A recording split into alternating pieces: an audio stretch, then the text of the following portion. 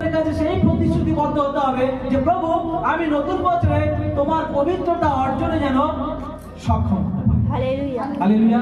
নতুন বছরে তোমার পবিত্রতা অর্জনে যেন সক্ষম হতে পারি। কারণ এটাও খুব গুরুত্বপূর্ণ বিষয় যে নতুন বছরে আমরা অনেক কিছু কেনা বা আমরা অনেক কিছু হওয়ার পরিকল্পনা করি, কিন্তু প্রভু বলছে আমরা প্রভু তোমার যে জিনিসটা তোমার কাছে কিনতে চাই সেই পবিত্রতা অর্জনের প্রতিশ্রুতিবদ্ধ হই। হালেলুয়া।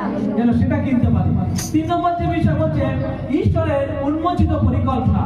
নতুন বছরে ঈশ্বরের চলমান বলছে নতুন বছরে ঈশ্বরের যে চলমান কাজ, অর্থাৎ ঈশ্বর আপনার জীবনে নতুন বছর দিয়েছে, 2026 দিয়েছে আপনার জীবনে।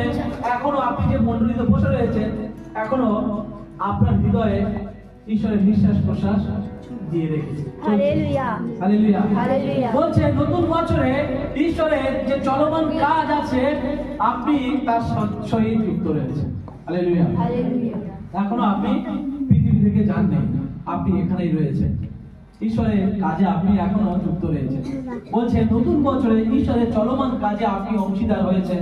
আর বলছে এটা আপনার আমার কাছে একটা বিশাল বড় সুযোগ। এটা আপনার আমার কাছে বিশাল বড় সুযোগ। আর সেই সুযোগকে কাজে লাগাতে বলছে ঈশ্বর। বলছে সেই সুযোগকে কিভাবে কাজে লাগাবো?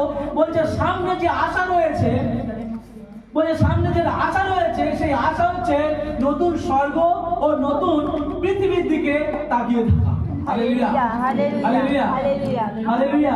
প্রকাশিত বাক্য 21 সেখানে লেখা রয়েছে 10 পদে যে নতুন আকাশ নতুন পৃথিবী সৃষ্টি হয়েছে। বলছে আমাদের জীবনে সামনের দিকে এগিয়ে যাওয়া মানে নতুন বছরে যে প্রভু যখন আমার জীবনে নতুন বছর দিয়েছে, তার মানে আমাকে পিছনে আসার জন্য নয়, সামনে এগিয়ে যাওয়ার জন্য। হালেলুয়া।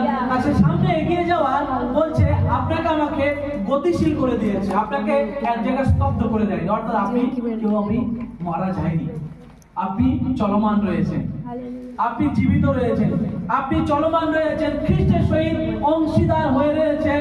তাই ঈশ্বর বলছে যদি খ্রিস্টের সহিত অংশীদার হয়ে থাকেন তাহলে তোমার আশা নতুন পৃথিবী এবং নতুন স্বর্গের দিকে তাকিয়ে থাকা হবে। হালেলুয়া। হালেলুয়া। এটা গেল।